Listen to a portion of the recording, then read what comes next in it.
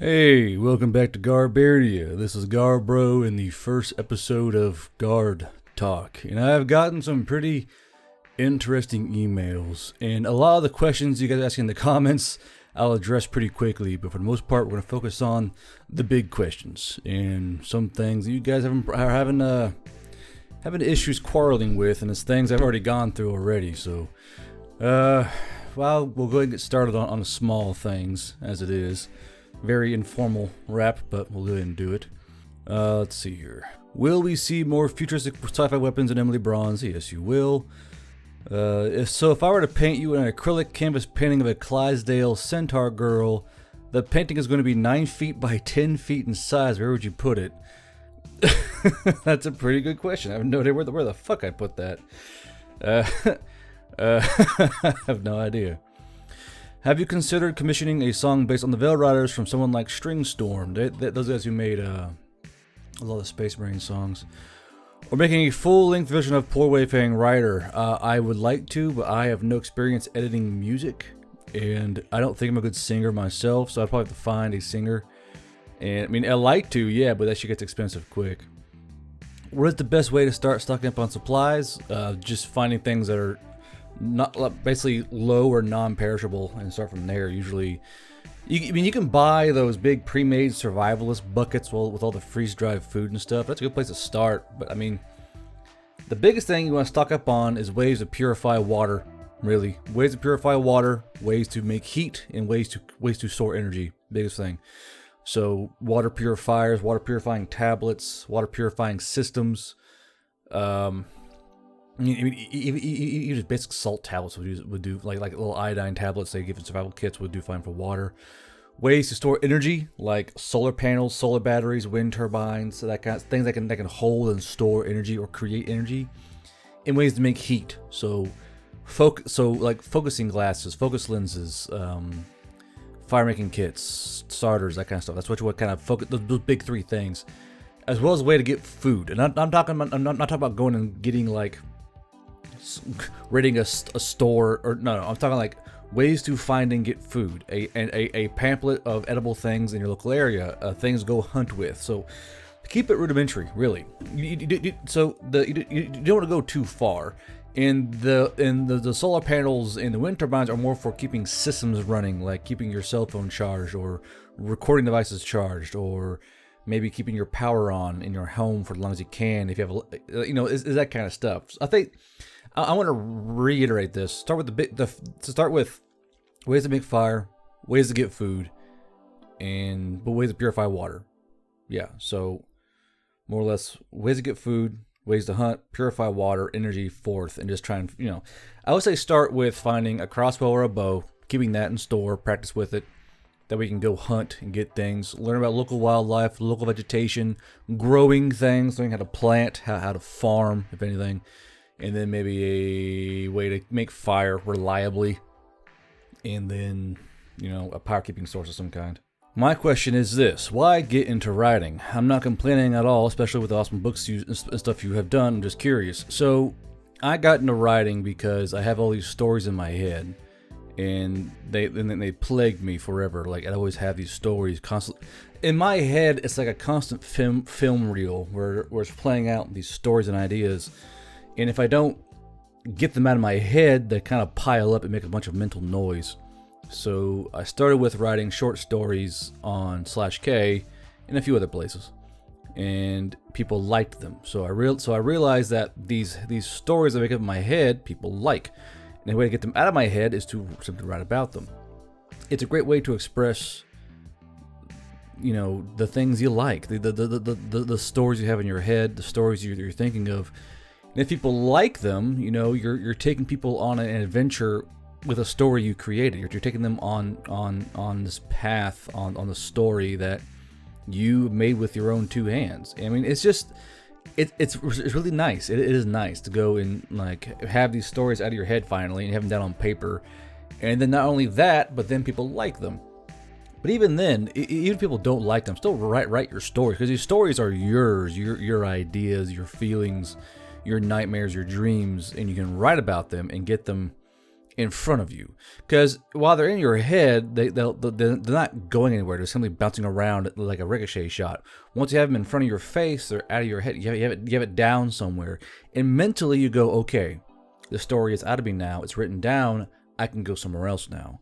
And it helps kind of free up the space in your head for other things. So if you find yourself awake at night with insomnia or whatever have you, or days where you're constantly daydreaming, you can't focus on things, pull out pen and pad or your keyboard and type out those stories or write down those stories and get them out of your head. And even if they're not all that great, it still will free up space in your head. That's the main reason to do it, is to free up space in your head.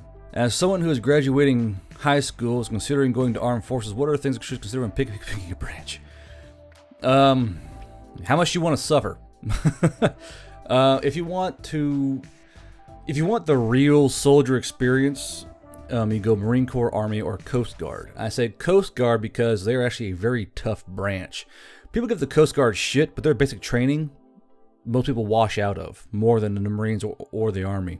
A lot of swimming and all that. For Marine Corps and Army and Coast Guard, you get the true, quote unquote, modern true Army military experience where you're suffering a lot. And if you all know me by now, I always say that suffering is good for the soul. People need to suffer. With the Navy and Air Force, I mean, you're going to the military, sure, and you'll learn a lot of cool things, like how to repair helicopters or that kind of stuff, but it's more lenient and more relaxed.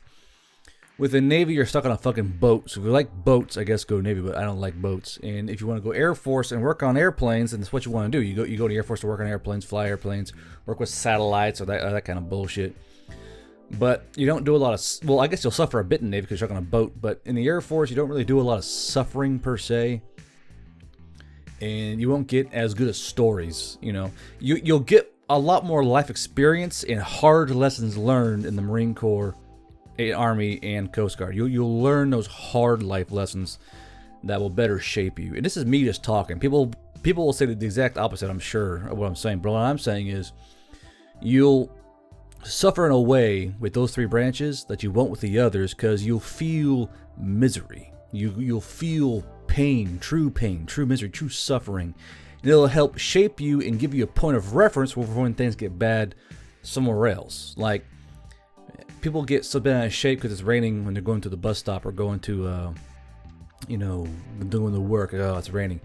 But you won't learn to appreciate how bad rain can get until you're piss-soaked under a poncho liner and you're on fire guard or watch and you're tired. I mean, it's a whole new frame of reference you can use. So what I would say is, consider what you want to do, what you want to learn, and what you want to get out of the armed forces. That's the first thing. Figure out what you want to do most of all, what you want to learn, and what skills you want that you can transfer over to civilian side. But if you want to join the armed forces to learn real life lessons, by all means, Coast Guard, Army, or Marine Corps. You'll learn a lot of lessons in those three. And I think, I don't know, that'd be my pick. But if you want if you want to breeze through your military career in mild comfort, Air Force. If you want to go on a big old boat and see the world, go Navy. So that's about it. Alright, the Uncanny Valley is a thing to avoid things that look just enough like a human, but not human enough, right? So that implies that there were or still are things to be avoided, like the Fae, right? I know there's the Uncanny Valley and these certain sounds we hear that will immediately spark a flight or fight reaction within us. And, I don't really understand. I understand, but I don't understand why the Uncanny Valley is so unsettling. Because when you see something that's just enough human to be human, but not quite enough, like Mark Zuckerberg, you get this unsettled feeling. And I think that for a time, just me spitballing, I'm not like an actual historian or some shit, but for a time, I believe, in my own personal opinion, that there were things living amongst us that we had to contend with, or things that look just enough like us we were at war with. And a lot of people bring up Neanderthals. People like to bring up Neanderthals as like one of the few reasons of the Uncanny Valley complex, because we're constantly fighting with things that were human but not quite Homo sapien enough or something like that. But then I think, with all, there's always all the alien pyramid talk, yada yada. I do think that for a time, it had to be some other species living around us or amongst us that caused this thing, or something that hunted us that was just human enough to unsettle us and make us look out for things that weren't quite human. Because a lot of times, if you do these tests, the Uncanny Valley tests, and people will pick up on things that don't have the right facial, tics, like things that don't blink correctly or things that don't quite smile correctly. It's all the minute features and minute expressions that humans pick up on. It's why, like, in a lot of CGI or a lot of computer generated human expressions, we pick up on it really fast because that guy's not smiling right, his eyes don't quite crinkle right, or his, we kind of pick up on that stuff a lot more than I think we actually realize we do. But the spooky story part of me likes to think that for a time we were being hunted by something that looked like us. What it could have been, I have no idea, whether we killed it or it left, but I think something way long ago, before steel and iron were bound in hand, that we were hunted by something that was human enough, but not quite like us. You know what I mean? Hello, Garbro, it's me, Redacted. I'm here with what I say is a pretty important question. How do I get started on my path to properly geared up? I've got a 110 Savage and 6.5, what was it, PRC? Probably Creedmoor. I've got old Vietnam era BDUs and have good boots. What I need advice on is what to get next. I'm kind of young and definitely inexperienced in this field. I was hoping you would have knowledge on what the next goal in armament acquisition should be. Thanks for the advice and thanks for the stories. So a lot of the questions like this start with, what do I get? Well, first of all, you look at your environment and match your environment to whatever you're going to wear. You have a rifle, a 110 Savage, which isn't bad. That should be a bolt action rifle, I'm pretty certain. I've got old Vietnam era BDUs, which is basically a camouflage pattern of some sort, and I have good boots. So you already had a pretty good point. You're going to want a way to carry your stuff around, so you want a good rucksack. You want a way to carry ammunition, but you have a bolt action rifle, so you can carry that shit in your pocket if need be. What most folks don't really pay attention to is how you're going to acquire other arms and gear. A lot of folks like me, we run on a skeleton-based system where we carry just enough to where we can go and get gear from someone else. And I mean that in a very Minecraft way, you know what I mean? Like, my gear setup is I have a chest rig and a way to hide. So you have a chest rig, my rucksack with basically gear to keep running, like water purifying systems, a bit of food, but you get more food, manuals, that kind of stuff. And a lot of people people think they're gonna walk out during like the big apocalypse. They think they're gonna walk out and be running and gunning like it's Fallout. No, it's gonna be a lot of hiding. What your goal should be is to be really good at hiding, or be really good at fortifying your position with other people who also know how to hide. And more or less, in my group, my gear is basically a scout. I don't want a lot of stuff on me. I want just enough to keep me running, but not enough to weigh me down. So you gotta figure what you gotta figure out is how do you want to keep your function? Do you want to be the heavily armored dude who goes around and is like the point man? Do you want to be the guy who stays back and hides in the woods? Because what I'm going to do is I'm going to hide in the woods, so I have just enough to keep me low, sleek, and steady, and fast, and well hidden. Well, other guys want to run and gun in a vehicle. I mean, it all depends on what you want to do and how you want to play this particular game we're all preparing for. As is right now, you got a rifle, which I assume has a scope on it, right? Or a glass or an optic of some sort. You got your BDUs and good boots. You're going to want a good rucksack to carry your shit around in, not Condor, something that's going to last for a while, with a frame. You're going to want a frame on that rucksack. Like I said with the other guy, a way to purify water, a way to find food and get food, a way to preserve food if you can, like a smoke or something like that, a way to start fire, a way to get heat. And a way to stay out of the elements, like a pup tent or a sleeping sling, something of that nature. And don't look macro, look micro. The things that are going to keep you comfortable and alive. Look at the macro per the day. and per your environment, what's going on in your environment, or how many people you have around you.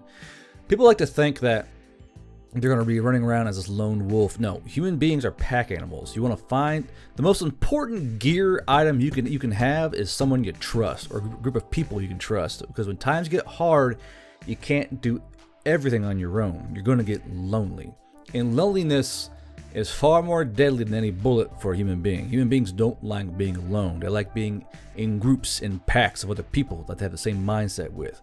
Look at our political nature. Everyone's in their own clan or pack or whatever have you. Same thing goes with surviving the apocalypse. You want to have a group of people you can trust, that you can work with, and all sustain each other. That's the most important thing. It'll do best for your mental health as well as your physical health. Because if you have people who can look out for you, if you get sick, they can help you out. If you get injured, they can help you out. So I think the most important kid of all is friends, or people you can trust. Figure out your friend group and then go on from there. So yeah, I mean, find people you trust. Find a good rucksack. Find ways to stay alive. And don't leave all the weight of your expectations on your weapon or your boots or your camo. Keep everything spread about. Make sure everything can fall in line. And most of all, just have friends, dude, or people you can trust. I think that'll keep you alive far more than a good rifle ever will.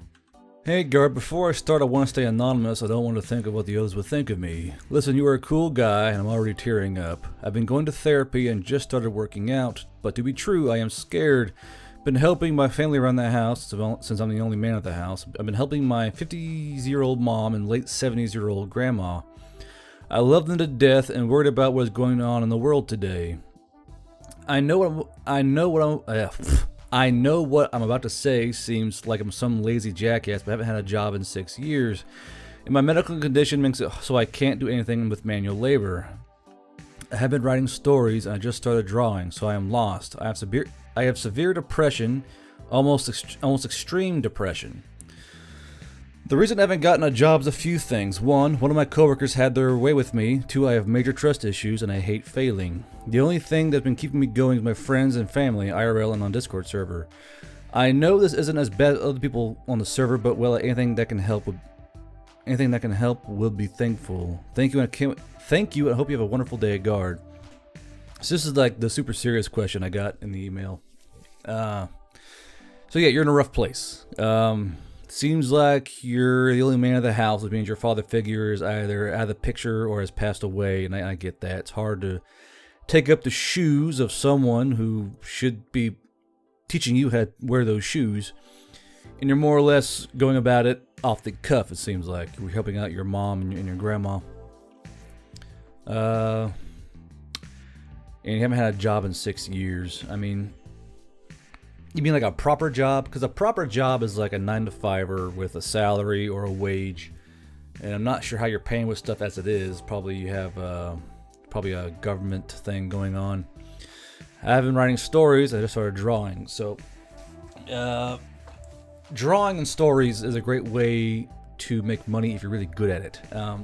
Drawing especially, this is going to sound gross, but the better you get at drawing weird stuff and more eclectic stuff, the more money you'll pull in. It sounds really like an odd thing to say, but if you want to make money quick and help sustain yourself, you got to draw the weird shit. Because the weird shit has big payouts if you're willing to go that direction. So if you're, that's one of the things that's the truth about drawing. You won't make a lot of money drawing, the more mainstream things, but you make a lot of money drawing weird things. So if you feel the crunch of financial, weight on your shoulders, and you have the ability to handle that kind of mental exhaustion, you could go into drawing the weird stuff. That's for writing stories. I have my community backing me up in my stories, and I've been doing it for a while. It depends on what you write. If you can find someone you can write for, that'd be great. But honestly, I kind of fell into it thanks to Nick Beardia, and he kind of gave me the platform to start doing it. So I had a bit of a cheat code when I started writing because James helped me out. I mean, there are jobs that don't require manual labor. I mean, you sound like you're a smart guy. I mean, you could probably do other things that don't require manual labor. Not all jobs are manual labor.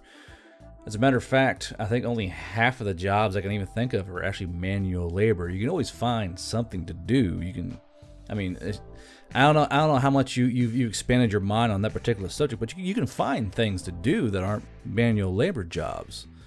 You know, I mean, the 6-year gap is going to be a bit of a hard thing to explain in your interview, but as long as you're honest and say, hey, I've been taking care of my mom and my grandma, you know, most people can kind of understand your situation. Just don't lie about it. Just see like, hey, dad this, mom this, grandma this, past issues with other jobs. You know, I would go with that. You know, finding a job that you can do that's not going to break you, and then I don't go from there. But I don't know where you are or what you know or what you can do. I have no idea. I have to talk with you further, I guess. As for severe depression, extreme depression, well, yeah, that makes absolute sense. So a lot of people they feel like when they get depression that they're broken. No. Depression is almost systemically the most human thing people can have is depression. I think, you know, anything can get depression, and depression shows your humanity. If you don't get depressed at all as a human being, you're probably a fucking serial killer. Depression is natural. Don't feel bad that you have depression. Depression is absolutely normal and natural, and in your situation, I'm not surprised you have it. The way you work past the depressions, whether it's severe or extreme or mild or slight, whatever it is, you have to pull your mind out of the current reality and look at yourself from a third-person view and start picking apart the things you need to fix. It seems like with you have to move past this major thing with your coworker, and that's a huge stain on somebody. But you gotta scrub it out eventually. You can't let it bear on your soul forever. If not, it's going to drag you down until you're deep in the hole and you ain't never going to get out. I've had bad things happen to me. Everyone's had bad things happen to them. No one is unique that nothing bad happens to them. Everyone has harsh things happen to them. The thing you have to do is simply push past that pain. You have to. You have no choice. You must push past it. You have to put it behind you. I think in this mindset, what's done is done and I cannot change it, and I must move past it. Everyone knows about my current marriage situation in the Discord server. I could go, woe is me, how could she, I don't want to live, but I don't do that. I have to recognize what's done is done, and I have to move past it. I can't go back in time and change it. What's done is done. You got to move forward and move past it and keep striding on. The more you hang back, it's going to keep dragging you down and drag you down until you have no more feet under you and you're on the ground, and that thing's going to own you. You cannot let your past own you. No one can let their past own them. Whether a good past or a bad past, it is the past. You cannot let it own your current self. If you do that, you will never get out of that hole. You will never be able to stand back up on your 2 feet and keep moving forward. And you say you hate failing. Everyone fails. Failing is a concept you cannot avoid. I have failed many times. I fail all the time. I failed all through my life. I've had a rough life. It was not, I was working full time in high school. I got married in high school. It's just, I've never had an easy life. There were days where I was stealing lunch meat from Walmart, dude. Everyone fails. What you can't do is let that failure own you. You have to recognize you failed, but move past it. Understand how to fix that failure and how to not fail as much going forward. Now, I don't know what happened to your dad or where your dad went. You didn't say, so I'm not going to assume anything. But what we can say is he's not in the picture, I assume, since you're the only man in the house. Anyone's dad would tell their son that they should, understand that they're in a bad place, but they understand they have to move. No one can move you out of this bad place. Only you can move yourself out of this hole that you're in. And unfortunately, it seems like this hole wasn't even dug by you. You fell into a hole more or less laid in trap by you. As it is, for what I'm reading, it seems like you're bearing the cross of your family, and you're just fucking trying to hold that weight. I mean, brother, it's not that. It's not your job to hold that weight. I mean, unfortunately, one way or another, I mean, you've been given this cross to bear. That's not even your cross to bear. It shouldn't be your duty to do this. I mean, I don't know how old you are. I mean, you're probably in your 20s or your 30s. You should be out living your life. You should be out going out and finding a mate and finding your way in the world. You shouldn't be having to be bearing the cross of your family. I mean, I've seen guys do this and they get crushed to death under that weight. I mean, I've lost so many friends to suicide because of this kind of shit. It's not even funny. This kind of weight destroys people because you feel like you are obligated to take care of your mom and your grandma, which is fine. But it's not really your job. It's no one's job to take care of anybody. And unfortunately, you decide to take up this weight, and it's going to crush you. I mean, as it is, you're probably, I mean, I already see it. You're stressed out because you got to take care of mom and grandma. Probably not a lot of income going around. You can't find a job that I mean, you probably find jobs, but they'll probably give you anxiety, and you can't really, and you feel your past like on your neck the entire time. Can I trust this coworker? Can I trust this boss? And then you're trying to find your own way, and at this current age, and you're suffering from depression. I mean, you're in a bad way. I'm not going to sugarcoat this shit like someone else would on YouTube. You're in a bad place, and what you got to do is you got to find a way out of it. I mean, I don't mean like abandon your family, or I mean, I don't not like abandon your dreams, but like you gotta first of all, you gotta release this old stuff right here. This major trust issue thing. People are shitty. This world is full of shitty people, and you're gonna meet a lot of shitty people. But not all people are shitty. You just gotta, I mean, I know it's bad because of how you worded it. It had to be fucking awful, but you gotta move past this shit. You have to keep living. Don't fall into this cycle of, you know, I'd be better off dead, because trust me, people remember. Like I remember, I mean, I have 6 friends who are gone because of this shit, and 1 drill sergeant. You have to understand you had a shitty person experience, and right now they won that encounter. They got what they wanted out of you, but you're still letting them win by letting them live rent free in your head the entire time. They are still winning. You shouldn't let bad people win. I mean, I've had tons of people take advantage of me, not in that way, but in other ways. And if you let them live rent free in your head all that time, still taking up space, they are constantly winning and hurting you. You have to forget them. Understand that it is the past. You cannot control the past. And there are people in the future you need to trust. You have to understand that as a human being, there are other bad human beings, but there are also good human beings. Human beings you're going to need in order to keep pushing forward to success. And understand that you're going to fail. If you do take my advice and keep pushing forward and forget your past and go into the world anew, you're going to fail, but you're also going to succeed. Every failure leads up to a successful encounter or successful action. I had years where I failed every single week. I've had months with not a success in sight, but I didn't lose hope. I understood that failure was simply a part of life. And when you fail, you got to get back up, you got to dust your hands off, and you got to get back in that game. Because we are all designed to do the game of life. You have to play it. There's no opting out. And the only opting out there is permanent. And you cannot go back, and you can't go back after that. You have to keep living. It's your job to live. It's your job to progress forward and grow.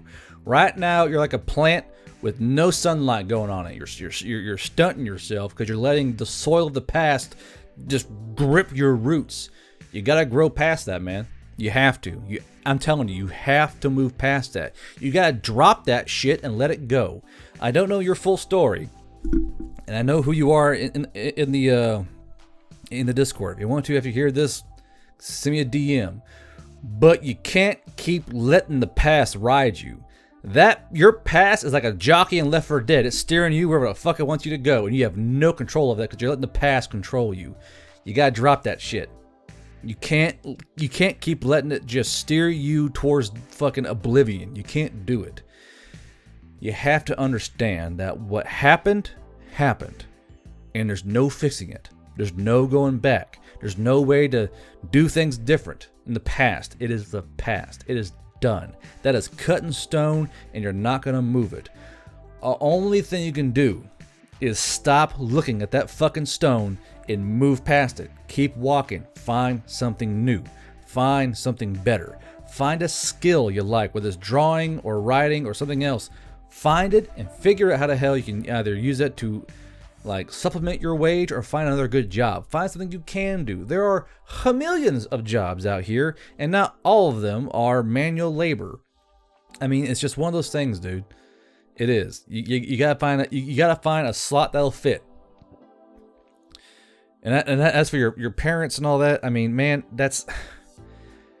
it's not your job. It's not your job. You are the son/grandson. Man, it is not your job. It's not. And it's not your job to fill your daddy's shoes. It's not. You have your own life to live. You have your own life to make. Your own children to make. Your own grandchildren to make. It is not your job to take care of your family. You may think it is, but it's not. Your mom and your grandma are adults. Mind you, your grandma's an old adult, but they're adults. You're an adult too, but it's not your job to bear their cross, to bear their weight, whatever it is. Say you want to try and help out, that's fine, but don't make their lives your life. Because at the end of the day, because say you spend all your time taking care of your mom and your grandma, you're going to be 60 years old with nothing but bad memories and empty hands. I mean, it's just family will take a grip on you and completely control you. It will. I mean, by all means, help them out. Help out your mom, help out your grandma, but your life comes first, bro. Your life comes first. You have to go and carve your own path, find you a mate, make you some kids, have something worth living for. Something to help stop your depression. I mean, something to make you want to work, to want to keep striving forward. You got to have it. I mean, man, it's just you're in a rough spot, and I'm sure everyone and their fucking mother will have advice for you.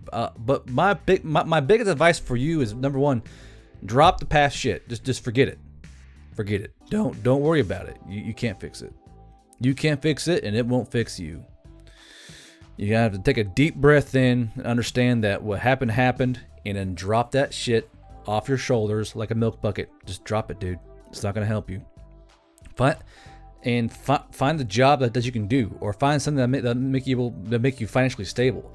A lot of stress comes from not being financially stable, and it's true. If you don't feel comfortable financially, you get mad, you get sad, you think you failed, and as soon as you get financially stable or a way to get income in that's steady, I guarantee you'll feel better. The second thing is to find a job you can do. I mean, shit, just find something. If you can just keep looking, it's gonna be hard. Yeah, I lost my job working steel during the Big Depression, Big Depression, we'll call it Depression, whatever. And I would look for months. I would work odd jobs. I would do roofing one week, and then plumbing another, and then helping out in a garage the next week. I skipped, hiddly hopped around working jobs just to make ends meet until I joined the military. I mean, you just got to do what you got to do.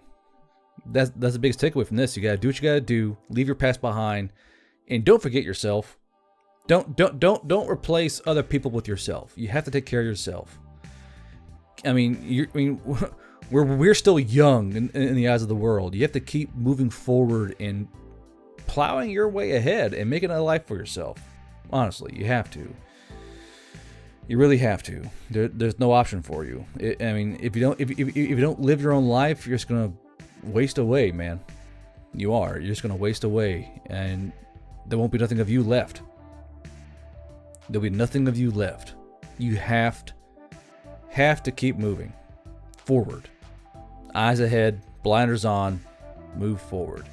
When you're in a good place, then maybe if you want, look around you. But right now, you got to work on you. Because right now, you are in a bad place. And you got to focus on you. So I'll keep it short and sweet. I have a hard time making friends and going places to meet new people. How do I put myself out more? What are some good places to go just to exist and potentially make new friends or of similar interests? All right, so this one is kind of like the other question, where you have to force yourself to do certain things. Like other guy, leave your past behind. You have to force yourself out of your fucking bubble and get out there and meet people. I mean, just places to go is literally anywhere. Don't go to restaurants. Don't go to bars. Go to places like bookstores or avenues or event places, that kind of thing, where there are people. I mean, hell, go to a morning farmer's market and walk around. Places where it's a neutral territory, like farmers markets or, like I said, bookstores, like sporting goods stores, gun counters, whatever. Go out and meet new people. You have to do it.